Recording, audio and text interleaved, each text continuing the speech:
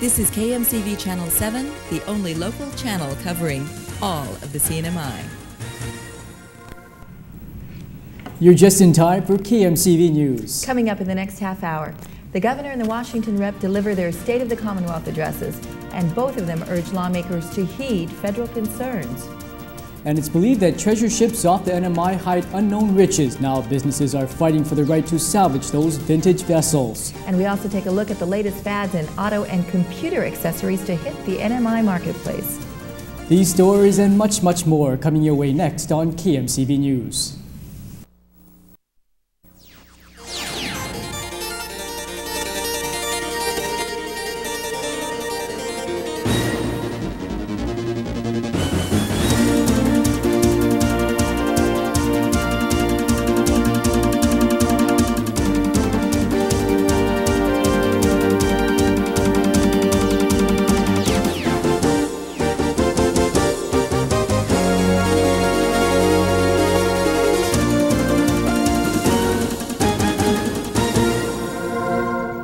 Buenas noches para todos hamzu, tau saipan luta zantinian guahu si Carlotta Dilian Guerrero. Good evening and welcome to the Tuesday edition of KMCV News. We'll have weather and sports in just a few minutes. But first, topping our cast this evening. Governor Lorenzo Guerrero is asking everyone from the Commonwealth to buy into his plan of partnership. At his State of the Commonwealth address held this morning at Capitol Hill, the governor addressed many land, labor, capital, and social issues. Nanette Miranda attended the address, and she joins us on the set right now to tell us, her impressions about it. Nanette? Thanks, Car. The governor spoke in very positive and optimistic terms, citing many of his administration's accomplishments from the port project to new classrooms. But he said there's still so much more to do, especially in light of the CNMI's strained relationship with the federal government. And in order to move forward, his administration is going to need help from many members of the community, especially the legislature, the private sector, and the local people. And what we need here at home is more cooperations and consensus, less confrontation and conflicts. We need to resolve our differences and work toward partnership approach. We cannot fail, and we must not fail. Washington Representative Juan Bob Alta, in his State of the Washington address, agreed with the governor. However, Bob Alta's speech focused more on the effects that inaction will have on the CNMI's future. Today we stand at a crossroad, and we must choose where we are going. One road before us is the road of denial. We don't have a problem, we are not responsible, and we don't have to act. The other road is the road of honesty. We do have a problem, we are responsible, and we must act. The road of denial leads us backward to a Northern Marianas governed by others. The road of honesty leads ahead to a Northern Marianas where we govern ourselves and we must decide. This is not a choice about $120 million. This is a choice about our heritage, our islands, our language, and our culture. To ensure local control, the governor today urged quick action. From the 8th legislature, which has been criticized for its frequent stalemates, Governor Guerrero wants them to act on bills that would show the federal government that the CNMI is seriously taking their recommendations into account. If the legislature agree with the Finance Department recommendation, legislation will correct these problems and also bring an additional $30 to $40 million a year in local revenues. The sooner we achieve a real economic self-sufficiency and stop dependency on federal money, the better for everyone.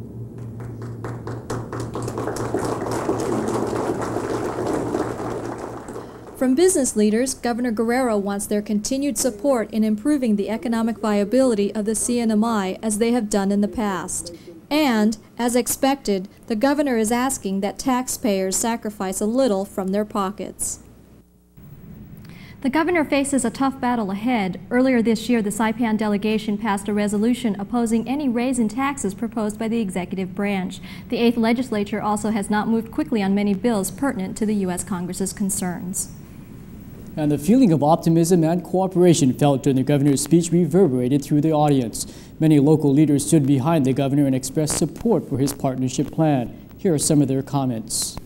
The governor has my support in forging, moving forward for the government of the Commonwealth of the Northern Marianas to have a better relationship with Washington. And I heard the governor call for a comprehensive plan, and that's the right word. And I'm hopeful that everyone will take heed and work towards the development of a comprehensive plan that we all buy into, that we all can live with and go forward. And it didn't necessarily give the answers, but it's something that people should start talking about. Our relationship with the United States is very important.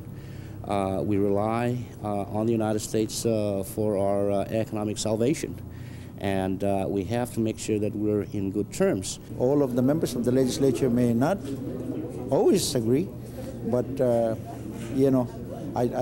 will do my best to try and influence on issues that are of good plan and betterment for the people of the Commonwealth. I believe the U.S. Congress wants us to do something, anything. As a start, we need to show them in good faith that we're doing something here in the Commonwealth.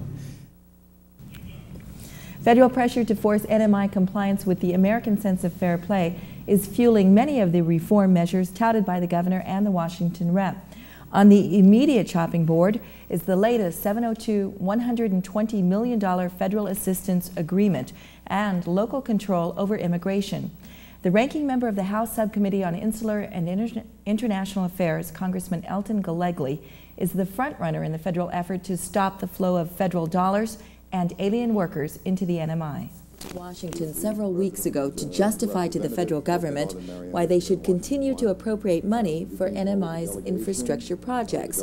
Governor Lorenzo Guerrero told members of the subcommittee on Insular and International Affairs that federal assistance is needed now more than ever because of the downturn in the NMI's economy. One member of that committee, California Republican Congressman Elton Gallegly, listened more than he talked, and when he did talk, he said he was interested in determining if the NMI should continue to receive federal assistance. Welcome the governor, the Speaker of the House, and the resident representative. Your testimonies, as well as the administration, will be important as we consider the need for the continued covenant funding for fiscal year 1993. He listened to the testimony of the NMI leaders and the questions and concerns of his fellow committee members, which included that of Congressman George Miller. It would be impossible for me to recommend to this committee or to the Appropriations Committee that this program continue in its current form.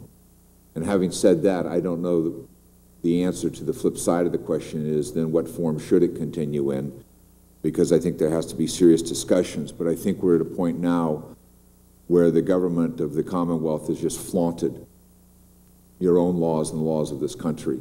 Lawmakers in the NMI expected any moves to amend the 702 agreement and curtail local control of immigration to come from Miller, but that was not the case. Late last week, it was Gallegly who moved first.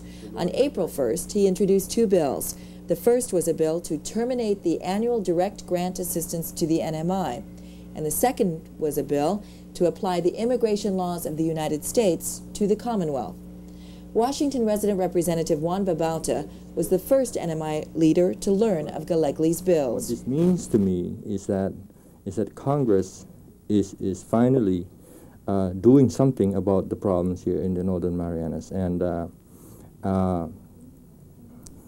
Gallegly, having introduced these two bills, is sending a serious signal to the Northern Marianas that Congress is serious about making some changes in the way we do business here in the Northern Marianas. Coming up next, a local lawmaker wants to let a company use government land free of charge. And the garment industry decides that it's time to do something about fighting the myths about their industry. Those stories coming up.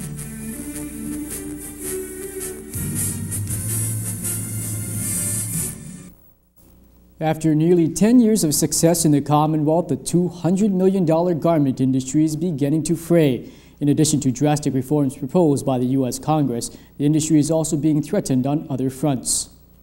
Many of the struggles the Commonwealth currently faces with the federal government is a direct result of labor abuses in the garment industry. Saipan Garment Association attorney Robert O'Connor says the industry is trying to piece together a better image. If the playing field is not level, it tips in favor of the United States, not in favor of us because of our high labor costs, our higher taxes than the United States, and the difficulty in importing the materials to make the garments and exporting those garments to the United States. But U.S. congressmen don't buy it. They contend the CNMI is taking away jobs from Americans. O'Connor said these congressmen are being fed bad information. We are thinking of a concept of having a full-time lobbyist that would represent the garment industry's interest in Washington, D.C., so that we don't have to just react to a crisis. A crisis has been created with Representative Lewis Payne's bill mandating a 50% local workforce and a doubling of the minimum wage. The garment industry recommends raising the base salary by 60 cents over the next 2 years and then study its effects. So that we don't blindly kill an industry, whether it's the hotel industry, the construction industry, or any other industry. We don't want to just pass a bill in 1993 that could kill an industry in 1996. While the garment industry tries to stop Payne's bill, looming on the horizon is a North American Free Trade Agreement, a pact between the U.S., Canada, and Mexico, making the three one economic entity. O'Connor fears he may be fighting for an industry already on its way out. But it would take time. It would take 5 to 7 years to have that effect on us. 5 to 7 years is a lot of time for a garment factory to try to recoup their investment. Many local garment manufacturers are looking to relocate to Mexico. Factories there will be able to enjoy duty-free status without bearing costs associated with U.S. regulations. And the garment industry is one of the mainstays of our economy, but another treasure might be sitting just beyond the reef.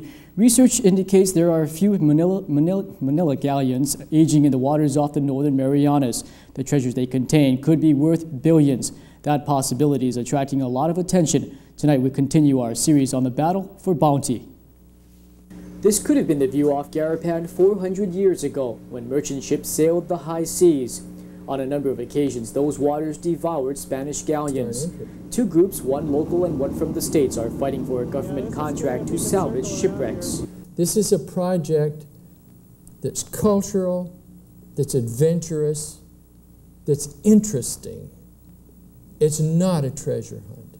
Looking at your competition of Ames and Proa, are they treasure hunters? Do they have the qualifications to do the job right? Not that I can see.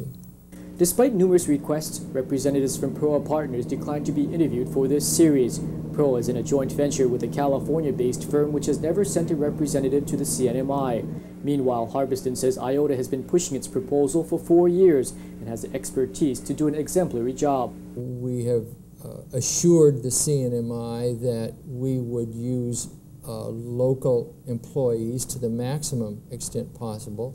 We have also assured the CNMI that we would give citizens of the CNMI an equal opportunity to invest in the venture. IOTA plans on giving the Commonwealth 25% of the recovery. However, Proa says it can offer 55% and do the job in less than 2 months. Harbiston says promises like that indicates Proa will probably rip ships apart and pull out artifacts rather than painstakingly documenting each item. Unless that's done, the CNMI isn't going to realize much value for what is recovered, and I would suggest you cannot do that kind of a recovery in 45 days. Harbiston says one of the Proa partners' reputation jeopardizes the integrity of the group and could devaluate any appraisals. Tomorrow we'll tell you about the alleged unethical practices which could have cost the Commonwealth a valuable number of artifacts. If you treasure your car or your computer, we have a report just for you. Pamela Picardal tells us about the latest trends in the car industry and the computer world. Despite a global economic downturn, advances are still being made in the technological industries, and one local company works to stay on top of the technological breakthroughs. Saipan Computer Services Company is introducing the latest computer fad to the island. It's the Neon License Frame Kit. The company joined forces with a local radio station Friday night to introduce the attention-grabbing frame kits. Local radio personalities Heidi and Fox were impressed with the new product. I think it's great. I mean, it's something different for Saipan. Haven't seen it before. We've got, it glows in the dark, which is pretty cool. And out here, the way people take care of their cars and their trucks, this is a nice new idea for something different. What about you? I think it's a great idea. People need to get these on their cars. We've got one on the power vehicle, and it looks stylish, right? Right. The neon license plate frame, according to Alan Deck of Saipan Computer, adds to the personality of a car, truck, or a van, especially at night. Deck says the neon light accents can also be installed underneath a car. On top of being fun to look at, Deck says extra lights make cars safer. I don't think there's any problem with it. There's really no problems with it stateside. The only thing that I would see wrong with it would be it getting stolen. But other than that, I don't think there's any problem with it. From neon to computers, the technology marches on. It's amazing to see that you can now watch your favorite sports or soap opera in your own personal computer system. Computer programmer Annalise Besil Santiago explains how this computer system lets you do two things at once. All you have to do is connect your existing cable system, like KMCV, to the card that is installed inside the computer. Install the software that comes with it and you're ready to go. You can also work on your computer while watching your favorite TV program. Santiago points out, though, that you can bring the computer disk card anywhere you go. This system is not designed for cable application only. You can also hook up aerial antenna cable, as well as VCR and video camera. In Garapan, I'm Pamela Picardal for KMCV News. I wonder if I'm sitting in anyone's computer. A local lawmaker wants to offer an airline free use of government land. Representative Stanley Torres is pushing the governor to entice Continental Micronesia to build its maintenance center on Saipan. The airline is also looking at Guam and the Philippines. Torres says the airline has a 27-year track record in the NMI and would like to see more of their businesses located here. Torres writes that compared to Guam, the NMI has several advantages. The airport is not surrounded by military land, so the expansion of Saipan's airport is possible, and the NMI has a favorable tax structure. Torres urged the governor to consider this matter a very high economic priority. And look who's hanging around the set. It's Long Shot Willie for, I guess, basketball. Why? I assume basketball is the big sports news of the day. That's right, but I'm going to hold back because we're going to show that the entire game at 6:30 on it, and it's going to be a good one. But we have a lot of baseball and more baseball. The Major League has started, and we also have the Little League game at San Vicente.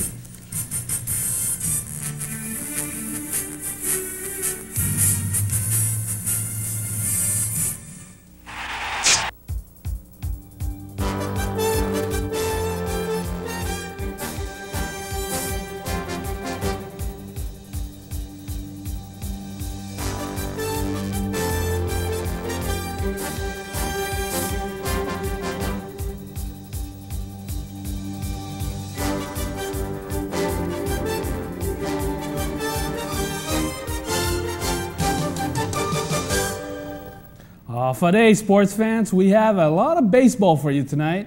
But for you basketball fans, one quick reminder, right after this newscast, you can catch the NCAA Finals between the North Carolina Tar Heels and the Michigan Wolverines on Channel 40. It's a great game, and it goes down to the final seconds.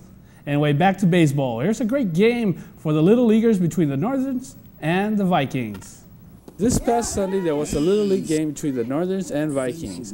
At the start of the game, the Vikings pitcher was walking a lot of batters. Here he walked 3 consecutive batters to have the Northerns lead 3-0. The Vikings started to get base hits, but the Northerns held out. The Northerns steal third base and have another chance to score, and the Northerns does just that by making an RBI to make 4-0.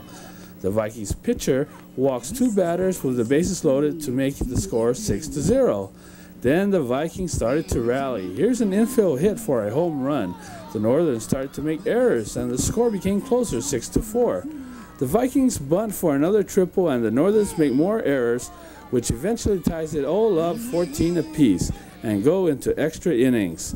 The Northern finally prevailed by pitching a strikeout to win the game. And that ends the Miller Sports page. But don't go away, we'll be right back with the weather report.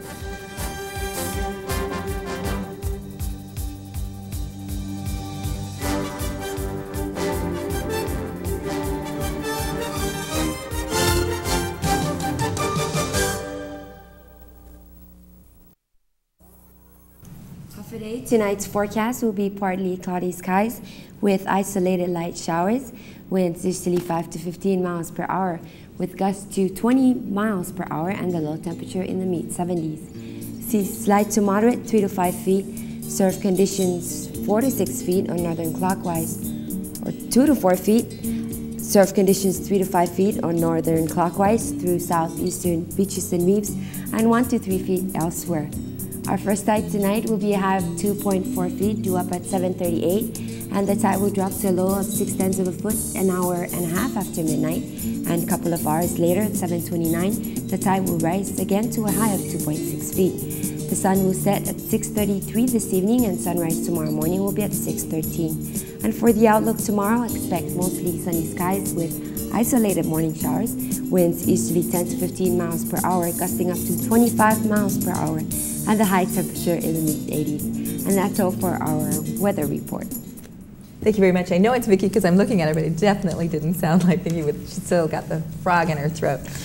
Just a short programming note before we leave you. This State of the Commonwealth address, Governor Lorenzo de Leon Guerrero and the Washington Rep. Juan Bob Alta is coming up on this channel right after this newscast, so you'll want to stay tuned for that. On behalf of my colleagues in front of and behind the cameras, thanks for joining us, and we'll see you again tomorrow night. Good night. Good night.